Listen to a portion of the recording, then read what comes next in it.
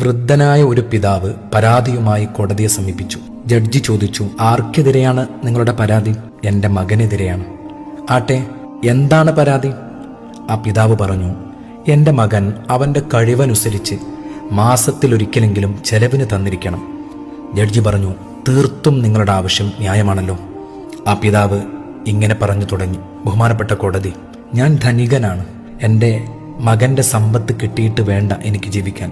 എന്നാലും അവൻ എനിക്ക് ചെലവിന് തന്നിരിക്കണം. കോടതി അത്ഭുതത്തോടെയാണ് ഈ വിചിത്രവാദം കേട്ടത്. തുടർന്ന് മകന്റെ പേരും വിലാസവും ജഡ്ജി എഴുതിയെടുത്ത് മകനെ എത്രയും പെട്ടെന്ന് ഹാജരാക്കാൻ ആവശ്യപ്പെട്ടു. പിതാവും മകനും ഹാജരായി. മകനിലേക്ക് തിരിഞ്ഞ് ജഡ്ജി ചോദിച്ചു, ഇത് നിന്റെ പിതാവാണോ? അതെ, അദ്ദേഹം എൻ്റെ പിതാവാണ്. ഈ പിതാവ് നിങ്ങൾക്കെതിരെ ഒരു പരാതി സമർപ്പിച്ചിട്ടുണ്ട്. അദ്ദേഹത്തിന് നിങ്ങൾ ചെലവിന് നൽകുന്നില്ലെന്നാണ് ആ പരാതി. മകൻ പറഞ്ഞു, എൻ്റെ പിതാവിന് ഞാൻ എന്തിനു നൽകണം? അദ്ദേഹത്തിന്റെ കൈവശം ധാരാളം സമ്പത്തുണ്ടല്ലോ.